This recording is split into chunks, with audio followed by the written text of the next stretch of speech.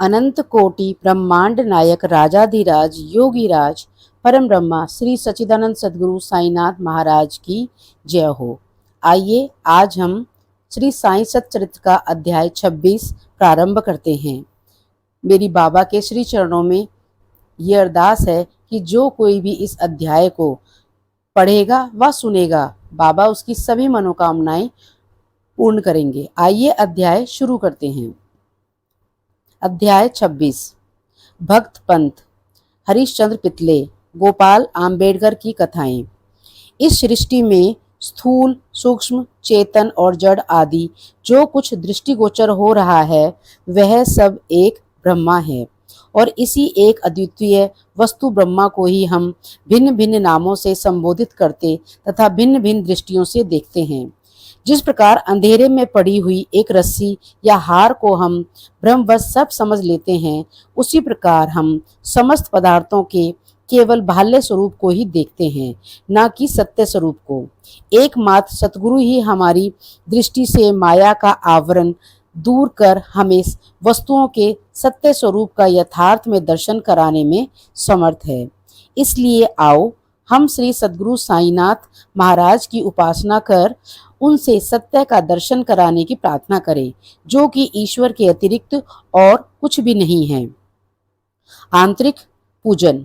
श्री हेमांड पंत उपासना की एक सर्वथा नवीन पद्धति बताते हैं। वे कहते हैं कि सद्गुरु के प्राद प्रक्षालन के निमित्त आनंद अश्रु के उष्ण जल का प्रयोग करो, उन्हें सत्य प्रेम रूपी चंदन का लेप करो, दृढ़ विश्वास स्वरूप वस्त्र पहनाओ तथा कोमल और एकाग्र चित्र रूपी फल उन्हें अर्पित करो।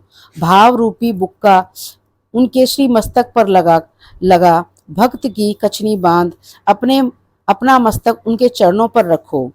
इस प्रकार श्री साईं को समस्त आभूषणों से विभूषित कर उन्हें अपना सर्वस्व निछावर कर दो। उष्णता दूर करने के लिए भाव की सदा चवर उड़ाओ। इस प्रकार आनंददायक पूजन कर उनसे प्रार्थना करो, हे प्रभु साईं, हमारी प्रवृत्ति अंतर्मुखी बना दो, सत्य और असत्य का विवेक दो तथा सांसारिक पदार्थों से आसक्ति दूर कर हमें आत्मानुभूति प्रदान करो। हम अपनी काया और प्राण आपके श्री चरणों में अर्पित करते हैं। हे प्रभु साईं, मेरे नेत्रों को तुम अपने नेत्र बना लो ताकि हमें सुख और दुख का अनुभव भी ना हो। हे साईं, मेरे शरीर और मन को तुम अपनी इच्छानुकूल चलने दो तथा मेरे चंचल मन को अपने चरणों की शीतल छाया में विश्राम करने दो। अब हम इस अध्याय की कथाओं की ओर आते हैं।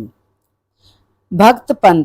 एक समय एक भक्त जिसका नाम पंथ था और जो एक अन्य सद्गुरु के शिष्य थे, उन्हें शिरडी पधारने का सौभाग्य प्राप्त हुआ। उनकी शिरडी आने की इच्छा तो नहीं थी, परंतु मेरे मन कुछ और ही है, विधाता के कुछ और वाली कहावत चरितार्थ हुई। वे रेल यानी पश्चिम रेलवे द्वारा यात्रा कर रहे थे, जहां उनके बहुत से मित्र व संबंधियों से अचानक ही भेंट हो गई, जो कि शिरडी यात्रा को ही जा रहे थे। कुछ लोगों ने उनसे शिरडी तक साथ साथ चलने का प्रस्ताव किया। पंथ यह प्रस्ताव अस्वीकार न कर सके। तब वे सब लोग बंबई में उतरे और पंथ विरार में उतर अपने सद्गुरु से शिरडी प्रस्थान करने की अनुमति लेकर तथा आवश्यक खर्च आदि का प्रबंध कर सब लोगों के साथ रवाना हो गए। वे प्रातःकाल वहां पहुंच गए और लगभग 11 बजे मस्जिद को गए। वहां पूजनार्थ भक्तों का एकत्रित समुदाय देख सबको अति प्रसन्नता हुई, परंतु पंथ को अचानक ही मूर्छा आ गई और वे बेसुध होकर वहीं गिर पड़े। सब लोग भयभीत होकर उन्हें स्वस्थ करने के समस्त उपचार करने लगे। बाबा की कृपा से मस्तक पर जल के छींटे देने में से वे स्वस्थ हो गए और ऐसे उठ बैठे जैसे कि कोई नींद से जाग गया हो। त्रिकालज्ञ बाबा ने यह सब जानकर कि यह अन्य गुरु का शिष्य है, उन्हें अभय दान देकर उनके गुरु में ही उनके विश्वास को दृढ़ करते हुए कहा, कैसे हो, आओ, परंतु भूलो नहीं, अपने ही स्तंभ को दृढ़ता पूर्वक पकड़कर सदैव स्थिर हो और अभिन्नता प्राप्त करो। पंत तुरंत इन शब्दों का आशय समझ गए और उन्हें उसी समय अपने सदगुरु की स्मृति हो आई। उन्हें बाबा के इस अनुग्रह की जीवन भर स्मृति बनी रही। श्री हरिश्चंद्र पितले। बंबई में एक श्री हरिश्चंद्र पितले नामक सद्गृहस्थ थे। उनका पुत्र मिर्गी रोग से पीड़ित था। उन्होंने अनेक प्रकार की देसी और विदेशी चिकित्साएं कराईं, परंतु उनसे कोई लाभ नहीं हुआ। अब केवल यही उपाय शेष रह गया था कि किसी संत के चरण कमलों की शरण ली जाए। 15वें अध्याय में बतलाया जा चुका है, श्री दासगनु के सुमुदर कीर्तन से भी श्री साईं बाबा की कीर्ति बंबई में अधिक फैल चुकी थी। पितले ने भी 1910 में उनका कीर्तन सुना और उन्हें ज्ञात हुआ कि श्री साईं बाबा के केवल कर स्पर्श तथा दृष्टि मात्र से ही असाध्य रोग समूल नष्ट हो जाते हैं। तब उनके मन में श्री साईं बाबा के शुभ दर्शन की तीव्र इच्छा जागृत हुई। यात्रा का प्रबंध कर भेंट करने हेतु फलों की टोकरी लेकर पत्नी और बच्चों सहित वे शिरडी पधारे। मस्जिद पहुंचकर उन्होंने चरण वंदना की तथा अपने रोगी पुत्र को उनके श्री चरणों में डाल दिया। बाबा की दृष्टि उस पर पड़ते ही उसमें एक विचित्र परिवर्तन हो आया। बच्चे ने आंखें फेर दी और बेसुध होकर गिर पड़ा। उसके मुंह से झाग निकलने लगा तथा शरीर पसीने से भीग गया और ऐसी आशंका होने लगी कि उनके प्राण निकलने वाले हैं। यह देखकर उसके माता पिता अत्यंत निराश होकर घबराने लगे। बच्चे को बहुधा थोड़ी मूर्छा से अवश्य आ जाया करती थी, परंतु यह मूर्छा दीर्घ काल तक थी। माता की आंखों से आंसुओं की धारा बह रही थी और वह दुखग्रस्त होकर आर्तआनंद करने लगी कि मैं ऐसी स्थिति में हूँ जैसे कि एक व्यक्ति चोरों के डर से भागकर किसी घर में प्रविष्ट हो गया हो और वह घर ही उसके ऊपर गिर पड़ा हो। तब बाबा ने सांत्वना देते हुए कहा कि इस प्रकार प्रलाप न कर धैर्य धारण करो, बच्चे को अपने निवास स्थान पर ले जाओ, वह आधे घंटे के पश्चात होश में आ जाएगा। तब उन्होंने बाबा के आदेश का तुरंत पालन किया। बाबा के वचन सत्य निकले। जैसे ही उसे वाड़े में लाया गया, बच्चा स्वस्थ हो गया और पितले परिवार पति और पत्नी व अन्य लोगों को महान आश्चर्य हुआ कि उनका संदेह दूर हो गया। श्री पितले अपनी धर्म पत्नी सहित बाबा के दर्शनों को आए। अति विनम्र होकर आदर पूर्वक चरण वंदना कर पाद सेवन करने लगे। मन ही मन बाबा को धन्यवाद दे रहे थे। तब बाबा ने मुस्कुराकर कहा कि क्या तुम्हारे समस्त विचार और शंकाएं मिट गईं? जिन्हें विश्वास और धैर्य है, उनकी रक्षा श्री हरि अवश्य करेंगे। श्री पितले एक धनाढ्य व्यक्ति थे, इसलिए उन्होंने अधिक मात्रा में मिठाई बांटी और उत्तम फल तथा पान बीड़े बाबा को भेंट दिए। श्रीमती पितले सात्विक वृत्ति की महिला थी। वे एक स्थान पर बैठकर बाबा की ओर प्रेम पूर्वक दृष्टि से निहार रही थी। उनकी आंखों से प्रसन्नता के आंसू गिरते थे। उनकी मृदु तथा सरल स्वभाव देखकर बाबा अति प्रसन्न हुए। ईश्वर के समान ही संत भी भक्तों के अधीन हैं। जो उनकी शरण में जाकर तथा अनन्य भाव से पूजन करते हैं, उनकी रक्षा संत करते हैं। शिरडी में कुछ दिन सुखपूर्वक व्यतीत कर पितले परिवार ने बाबा के समीप मस्जिद में जाकर और चरण वंदना कर शिरडी से प्रस्थान करने की अनुमति मांगी। बाबा ने उन्हें उदी देकर आशीर्वाद दिया। पितले को पास बुलाकर वे कहने लगे, बापू, पहले मैंने तुम्हें 2 रुपए दिए थे, अब मैं तुम्हें 3 रुपए देता हूँ। इन्हें अपने पूजा गृह में रखकर नित्य इसका पूजन करना, इससे तुम्हारा कल्याण होगा। श्री पितले ने उन्हें प्रसाद स्वरूप ग्रहण किया। बाबा को पुनः साष्टांग प्रणाम किया तथा आशीष के लिए प्रार्थना की। उन्हें ये विचार भी आया कि प्रथम अवसर होने के कारण मैं इसका अर्थ समझने में असमर्थ हूँ कि 2 रुपए मुझे पहले कब दिए थे। वे इस बात का स्पष्टीकरण चाहते थे, परंतु बाबा मौन ही रहे।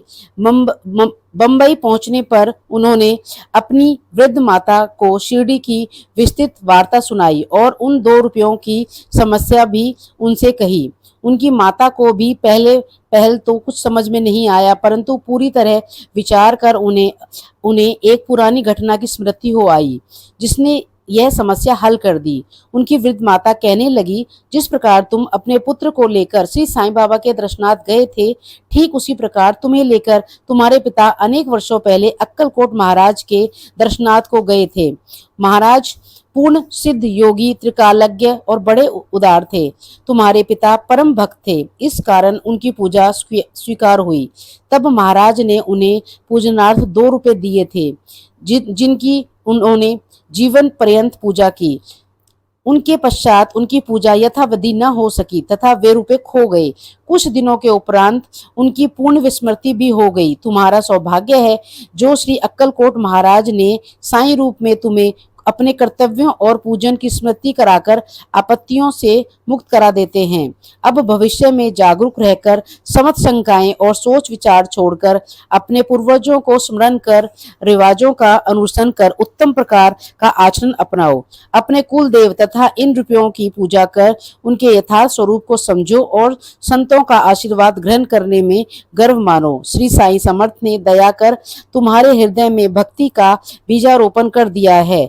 अब तुम्हारा कर्तव्य है कि तुम उसकी वृद्धि करो। माता के मधुर वचन अमृत का पान कर श्री पितले को अत्यंत आश्चर्य हुआ। उन्हें बाबा की सर्वज्ञता विदित हो गई और उनके श्री दर्शन का महत्व ज्ञात हो गया। इसके पश्चात वे अपने व्यवहार में अधिक सावधान हो गए। श्री आम्बेडकर। पुणे के श्री गोपाल नायर आम्बेडकर बाबा के परम भक्तों में से एक थे, जो ठाणे जिले और जवाहर स्टेट के आबकारी विभाग में 10 वर्षों से कार्य कर रहे थे। वहां से सेवानिवृत्त होने के पश्चात अन्य नौकरी ढूंढी, परंतु वे सफल न हुए। तब उन्हें दुर्भाग्य ने चारों ओर घेर लिया, जिससे उनकी आर्थिक स्थिति और भी अधिक दयनीय हो गई। ऐसी परिस्थिति में उन्होंने 7 वर्ष व्यतीत किए। वे प्रति वर्ष शिरडी जाते और अपना दुखदायी कथा वार्ता बाबा को सुनाया करते थे। सन 1916 में तो उनकी स्थिति और भी अधिक चिंताजनक हो गई। तब उन्होंने शिरडी जाकर आत्महत्या करने की ठानी। इसलिए वे अपनी पत्नी को साथ लेकर शिरडी आए और वहां 2 महीने तक ठहरे।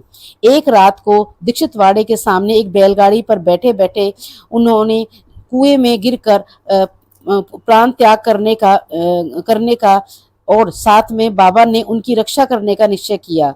वहीं समीप ही एक भोजनालय के मालिक श्री सगुन मेरू नायक ठीक उसी समय बाहर आकर उनसे इस प्रकार वार्तालाप करने लगे कि क्या आपने कभी श्री अक्कलकोट महाराज की जीवनी पढ़ी? सगुन से लेकर पुस्तक लेकर उन्होंने पढ़ना आरंभ कर दिया। पुस्तक पढ़ते पढ़ते वे एक ऐसी कथा पर पहुंचे जो इस प्रकार थी। श्री अक्कलकोट महाराज के जीवन काल में एक व्यक्ति असाध्य रोग से पीड़ित था। जब वह किसी प्रकार भी कष्ट न सहन सका तो वह बिल्कुल निराश हो गया और एक रात्रि कुएं में कूद पड़ा। तत्काल ही महाराज वहां पहुंच गए और उन्होंने स्वयं अपने हाथों से उसे बाहर निकाला। वे उसे समझाने लगे कि तुम्हें अपने शुभ अशुभ कर्मों का फल अवश्य ही भोगना चाहिए। यदि भोग अपूर्ण रह गया तो पुनर्जन्म धारण करना पड़ेगा। इसलिए मृत्यु से शेखर है कि कुछ काल तक उसे सहन कर पूर्ण जन्मों के कर्मों का भोग समाप्त कर सदैव के लिए मुक्त हो जाओ। यह सामायिक और उपयुक्त कथा पढ़कर आम्बेडकर को महान आश्चर्य हुआ और वे द्रवित हो गए। यदि इस कथा द्वारा उन्हें बाबा का संकेत प्राप्त न होता, अभी तक उन्होंने प्राण त्याग दिए होते। बाबा की व्यापकता और दयालुता देखकर उनका विश्वास दृढ़ हो गया और वे बाबा के परम भक्त बन गए। उनके पिता श्री अक्कलकोट महाराज के शिष्य थे और बाबा की इच्छा भी उन्हें उन्हीं के पद चिन्हों का अनुसरण कराने की थी। बाबा ने उन्हें आशीर्वाद दिया और अब उनका भाग्य चमक उठा। उन्होंने ज्योतिष शास्त्र के अध्ययन में निपुणता प्राप्त कर उसमें कुछ उन्नति कर ली और बहुत सा धन अर्जित कर अपना शेष जीवन सुख और शांतिपूर्वक व्यतीत किया। श्री सद्गुरु साई नाथम पर्णम मस्तु शुभम भवतु। अनंत कोटि ब्रह्मांड नायक राजाधिराज योगी राज परम ब्रह्मा श्री सच्चिदानंद सद्गुरु साईनाथ महाराज की जय हो। ओम साई राम, जय साई राम।